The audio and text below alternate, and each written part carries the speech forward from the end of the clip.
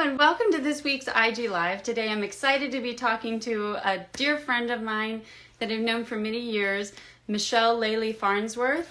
She's an author. I happen to have a copy of her book, Follow Your Design, Rediscovering Your Truth and Purpose. Hello. And she is going to be talking to us about trying to let go of the idea of perfection. And she's a spirit-led intuitive coach and a healer. So we're going to be talking about exactly what that means and how it can help you. Hello. Hello. This How is are so good you? to talk with you. You too.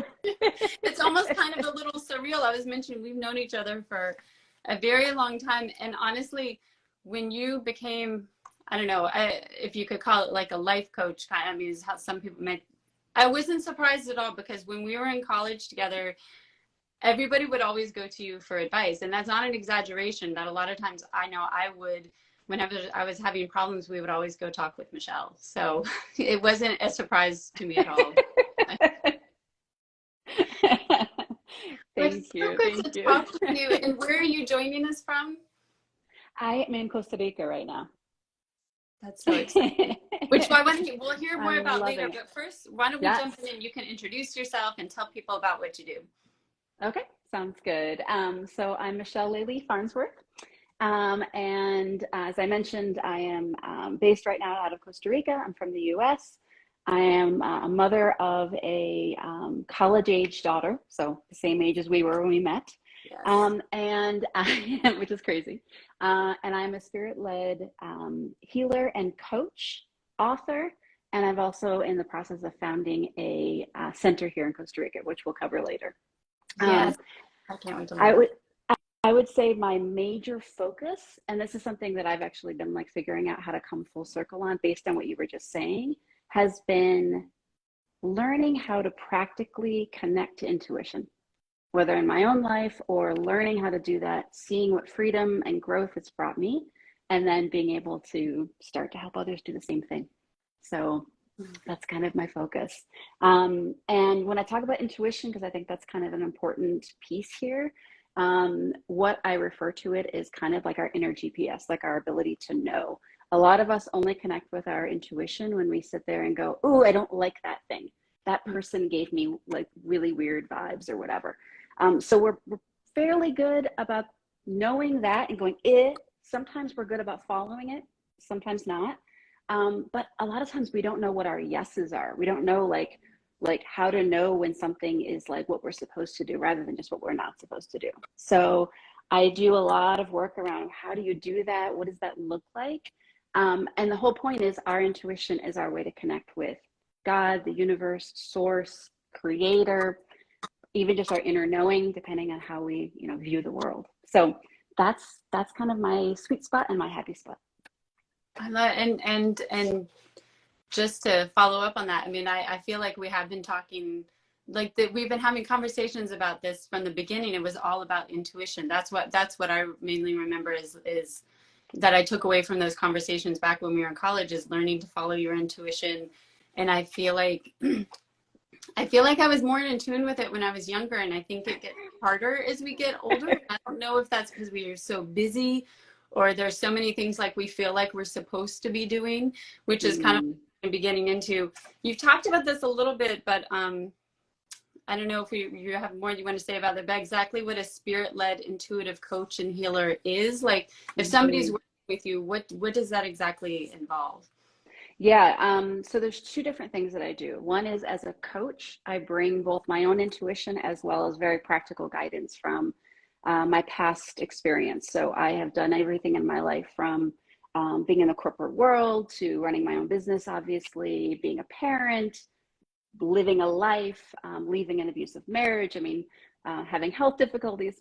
I wish my life had been a little simpler, but I've been through all these things. So many people then will find solace in knowing that I have some guidance that way. But I also tap into my intuition, which means I'm also sometimes hearing what I should be sharing in that moment, hearing what would be really prescient right then.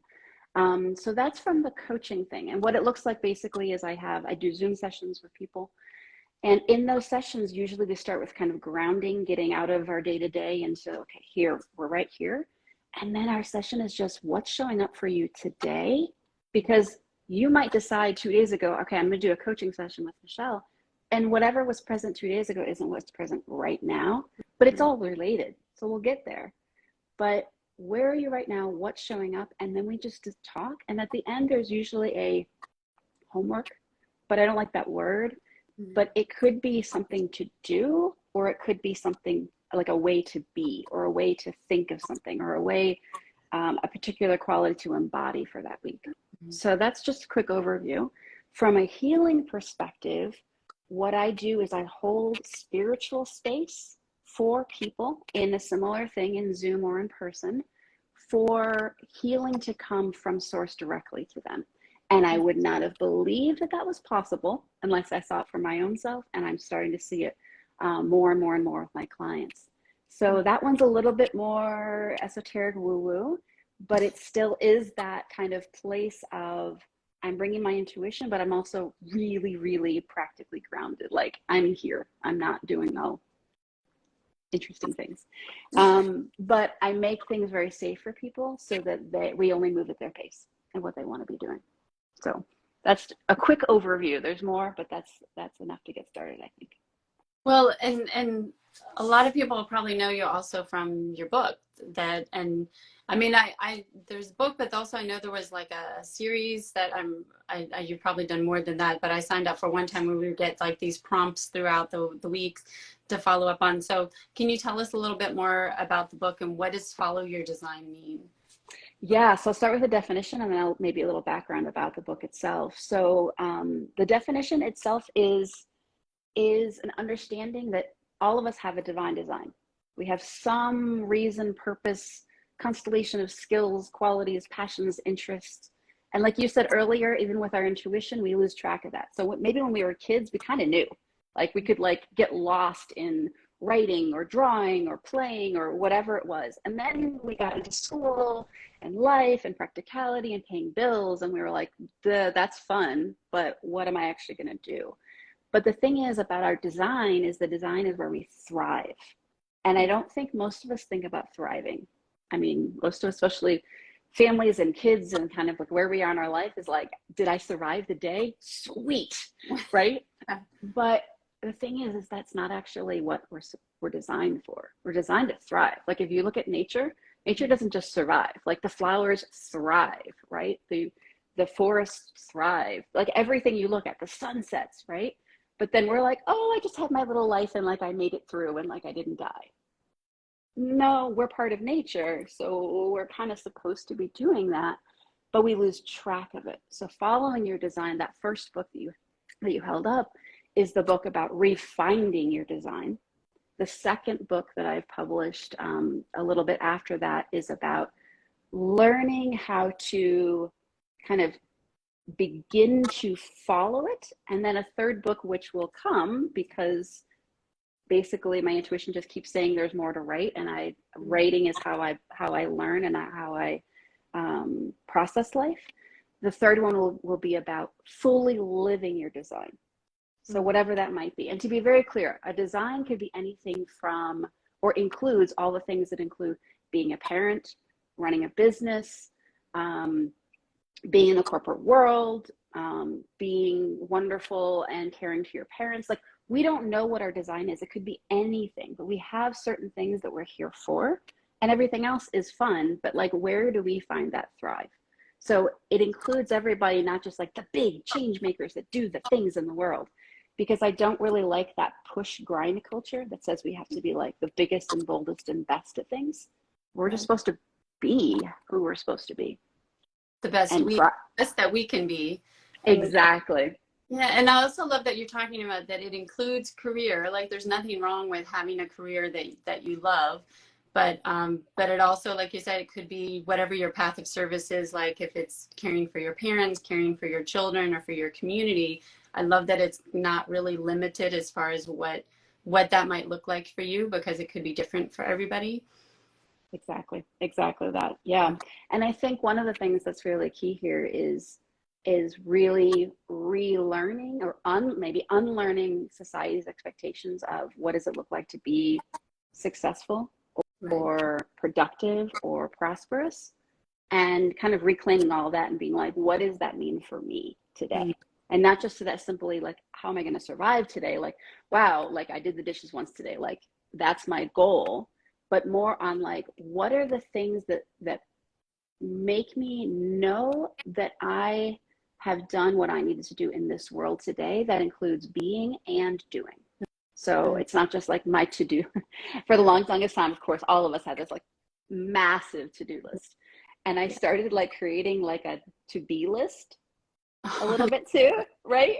That was like, okay, I am going to be calm. I am going to be grounded. I'm going to be happy and joyful, right? But I put them parallel. Mm-hmm. And so guess what got worked on first? To-do list, of course, right? So what I started to realize though is that the to-be list actually guides our to-dos. Because if I start my day curious and joyful, or a day that I'm just like really struggling, which is totally okay as well, that will guide what I to do. But if I ignore that, and I just get through my to-dos, at the end of the day, I go, holy shit, how did I do that? Or didn't do that? Or where was I? Where was I in this entire day? So I do that. I put that first, and then I put that next. I've had a lot of days, a lot of days like that. You get to the end of the day, like, what just happened?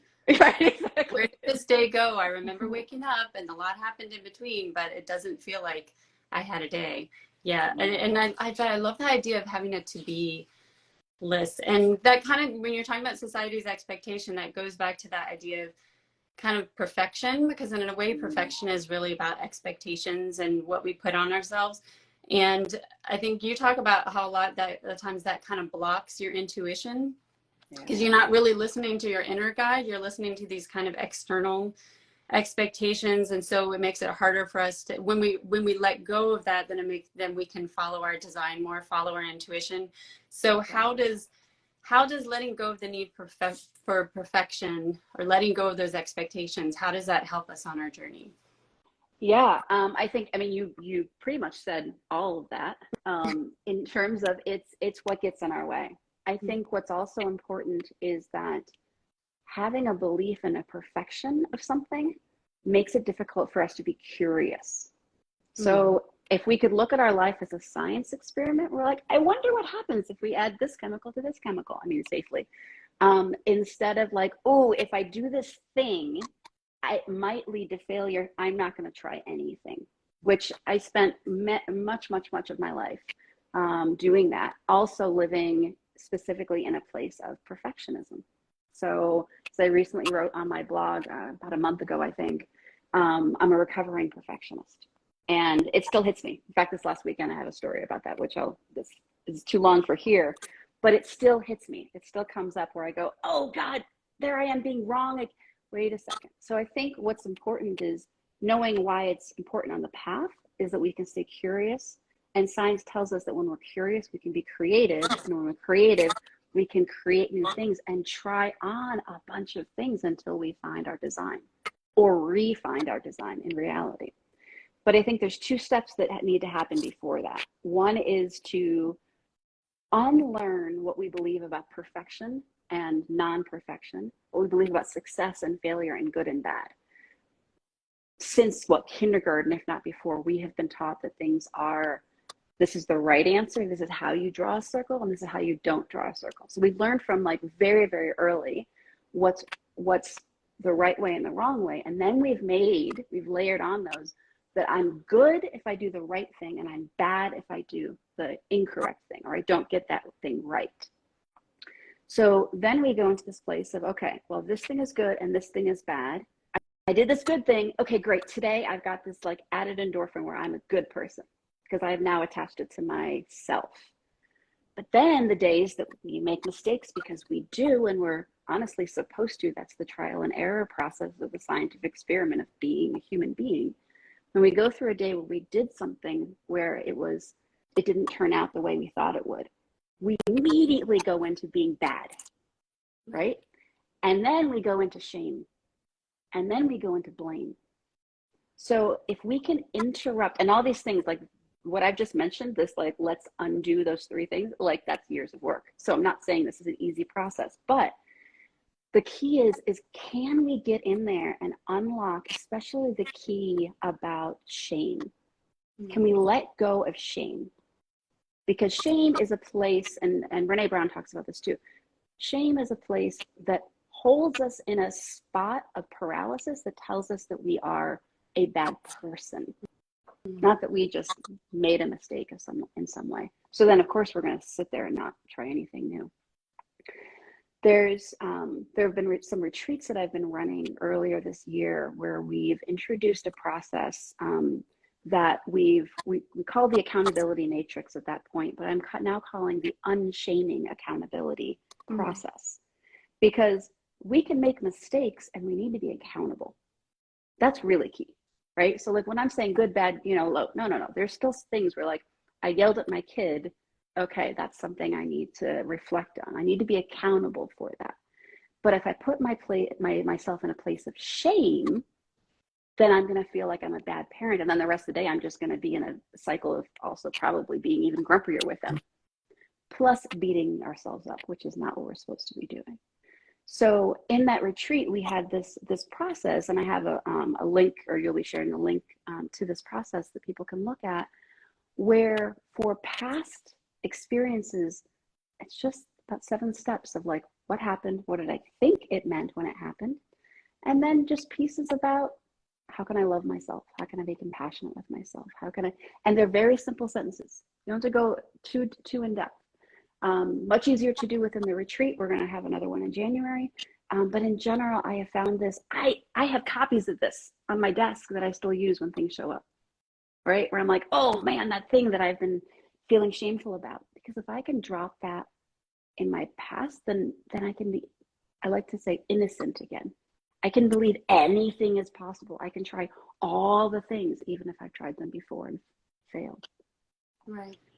I need to try everything to find myself again. And honestly, in leaving a divorce from 5 years ago, where it was emotionally abusive, I have tried everything because I had to. And what I hope is that people connect with their intuition, not in crisis, but rather at a place of like, okay, I want to try new things. I want to be adventurous again, like I was when I was a kid. Right. And I like that idea of having accountability versus shame. It's not that when we make mistakes, we say, okay, and just anything goes. Like, I mean, you can still admit that you made mistakes without feeling ashamed about it. And you can still learn from it because I think sometimes people don't even want to reflect on it because they feel so bad when they're doing it. Totally different way of approaching it. And like, as you mentioned, we will be sharing the links to this when we post it on YouTube. So we'll have the direct link to that. And something else that I wanted you to talk about, because you talk about this in your books and your work, is the idea of the shadow self versus the noble self. And I'm looking at the time, so I know we don't have a lot of time, but I don't want to take too much of your time. I mean, I'm okay, but if I'd love you to just maybe kind of briefly talk about that, because that is a really interesting, I thought, way to kind of approach thinking about yourself and your growth. Yeah. To your point, there, I've literally written 2 books on this, but yes. I would summarize it by saying that our noble self is our soul, it's our intuition, and our shadow self is our ego, but also our logic. So in framing it that way, we need both. However, most of us, our shadow selves are pretty unhealed. Our shadow selves are the part of us that want to keep us safe, that work on protecting us, that were developed. It's also another way of calling it inner child for those that are aware of that concept in psychology and psychotherapy. It's the part of us that says, oh, I'm bad. I'm a terrible person. I did this thing, and we'll sit in shame. Our noble self is the part of us that says, I want to be accountable because I don't want to hurt people. And the conversation is, how do we talk to and listen to both? I think many of us who come from any religious background might have learned, I'm only going to listen to my soul and I'm going to ignore my ego. I'm going to push it off to the side. I'm going to say, I just lost one earbud, but I think it's okay. I'm going to push it off to one side, and I'm almost going to be afraid of it and its power. to a certain extent because it's bad. But the thing is, all of us were created with both, and we're divinely created. So both are divine, and they give us different skills and different tools. But if we've ignored, just like any kid maybe we have, or if we abandon a child, and we know how terrible this would be. None of us have done this with our own children, we hope. But if a child is abandoned, their actions, their activities, the way they see themselves, the way they sabotage their lives is strong. So if we've done that to our inner side and just pushed that away, and then we wonder why I was having a great conversation with my spouse, and then all of a sudden it just went freaking sideways, and I don't even know what I was saying. That's what's happening. So we have to bring them both in and learn about both of them and heal and talk to and not push away, but also be very clear it's the noble self who's in charge, because the noble self is the intuition, is connected to the divine, is powerful, but the shadow self also needs healing until I've noticed in my own internal world is that they work together now. Now, my shadow self will still show up and go, okay, this thing that I'm doing is really scaring me. I'm doing this interview right now. And right. So like it still will show up, but my noble self is really good about parenting and saying, we got it. What do you need right beforehand? Do you want like literally, okay, this is silly, but literally I have like my favorite rock with me, right? So I'm like, okay, my shadow needed a thing, right? So like allow that to be okay that we are imperfect. And in fact, what I understand is that our imperfection and like embracing that side of us, which I already said, I'm a recovering perfectionist, right? So this is huge for me. I understand now that my imperfection is a glorious gift to show how perfect God or creator of the universe is because of that contrast. So now I can embrace it. Whereas before it was like, don't tell me nope, I don't want to see it. Right. And now I'm like, look at this mess. You know, I that's what I think is so unique about your approach. Like you say, you really is about embracing and validating both sides, although not necessarily giving them equal weight. Like you said, like the noble self is still the one in charge. But I've also found that in moments, thanks to like reading your book and conversation, you know, when I've been able to do that, it also helps me be more empathetic. When we're striving for perfection and we're putting that on ourselves, I think it's also more likely we put it on other people and maybe we're less understanding. And so when we're embracing our own imperfections and saying, okay, yeah, I need my special rock, I need this, then it helps us like be okay, well, I understand when that person needs to do their thing so they feel safe. You know, it's I don't know, I guess like maybe a little more humility and a little more empathy for what other people are doing because we're showing that to ourselves.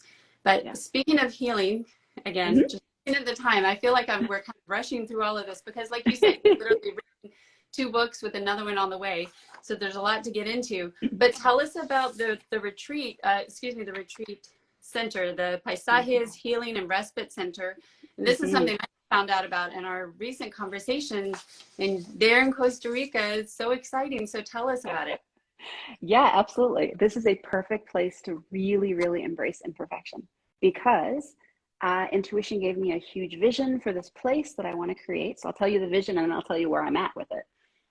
So the vision basically is to create a center of centers, a location in Costa Rica that basically has land and different properties, different locations that could be a retreat center in one, will be a community center in another for the surrounding community. So it's not just a retreat center landed in the middle of nowhere for Americans to come to and then fly back home. And then also a healing and respite center. So what that's about, and this is, we tend to create the things we've needed in our lives. So a respite center would be a place where people could come for a couple weeks to regroup, recharge after something. So maybe losing a job, maybe going through a divorce, maybe midlife crisis, maybe taking care of a loved one who's now passed on and you don't even remember how to shower anymore or take care of yourself. So to come to a place where you are lavished upon and taken care of so you can kind of recombobulate yourself or fall apart for the first time. Maybe you haven't given yourself a chance to. You can't because you've got kids at home. And the space itself would have, cooked meals, be in a beautiful location, have people like myself and others to just hold space and be there, and offer healing in whatever ways might be useful as well. So that's the vision, that's the hope. I've got people who want to join me to do it. I'm down here in Costa Rica trying to get to know the area and look for a location. I had leads, and then things just started to fall apart. So a week ago, I made that mean something in my head, right? Oh, I'm bad. I didn't listen close enough to intuition. Oh gosh, maybe I'm on a fool's errand. Maybe, right? All these things. And I did what I tell my clients to do. Because the thing is, we're never perfect on any of this, right? We're still going to have these. But I'm like, oh, I have a tool. Hold on. Back up. Okay, what does this actually mean? No, it doesn't mean any of those things. It just means that location didn't work. So now I'm just here doing life, continuing to do my coaching and everything from here, and waiting to hear what the next steps are. So that's what's happening. And it is an ongoing conversation with myself, especially when it's about creating something big in the world that other people are going to see. I've noticed that it triggered all of my, it's got to look a certain way and do a certain thing and be right. And so I'm like, oh, look, new growth, right? On top of, being a coach. I'm like, that's a kind of a private thing. That's easy. I got that over time, right? Learned how to do that.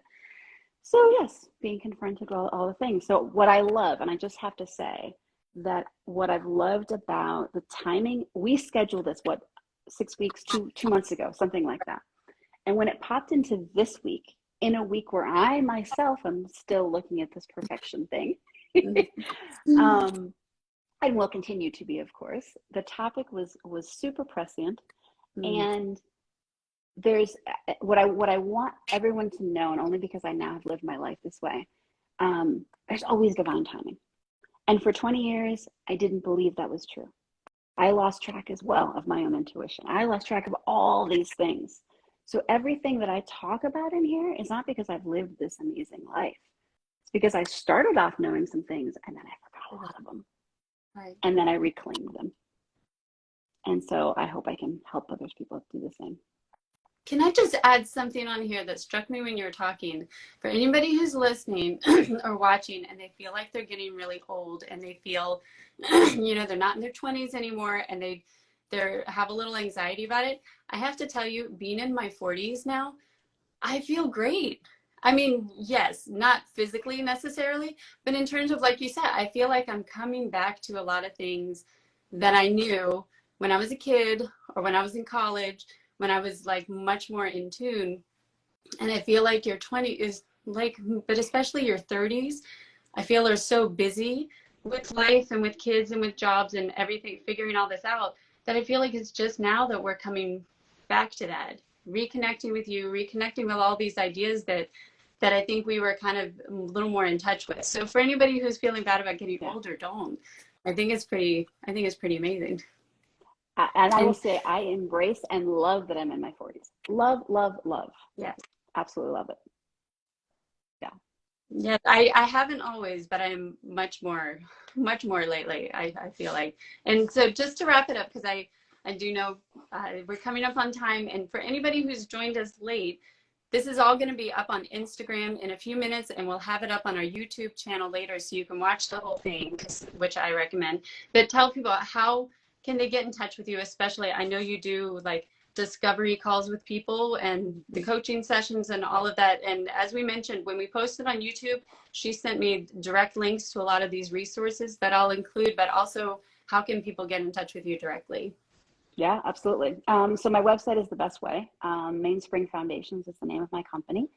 And on there's a link to a discovery call. What I do with people for discovery calls, half an hour, we get on a call and we just chat. And we may find that there's something that aligns with what you're looking for and what I can do. Or I might just be like, hey, have you thought about this book? Have you looked at this thing? It's not a sales call. And I'm very, very clear about that as an entrepreneur, that I only invite people to follow their intuition to decide if they work with me. Always, always. This is very, very key for me. So my website for the discovery call, for the coaching, there's information on there as well. You can find my books on my website. I get a bigger cut, but you can also find them on Amazon. So either place, but a little plug for my own. And then also on there, I would say there is, on my same website, there's information about a retreat that we're holding in January. that goes into a lot of the stuff as well, with a like slightly different thing. And then there's also a link for that unshaming accountability process that I talked about. So reach out anytime. Honestly, I love when if someone feels called to work with me, I am there. And I really look forward to having a conversation and seeing if there's a match. And as you mentioned, the company name is Mainspring Foundation. So you can just Google that, or you have a link to the book in your bio, and we'll include direct links to a lot of the resources. Thank you so much for joining us. It was so great to talk with you. Absolutely. Thank you so much for the invitation and just the conversation, as always, for the past 25 years. Yeah. Just saying. Bye, everybody. Thank you. Bye.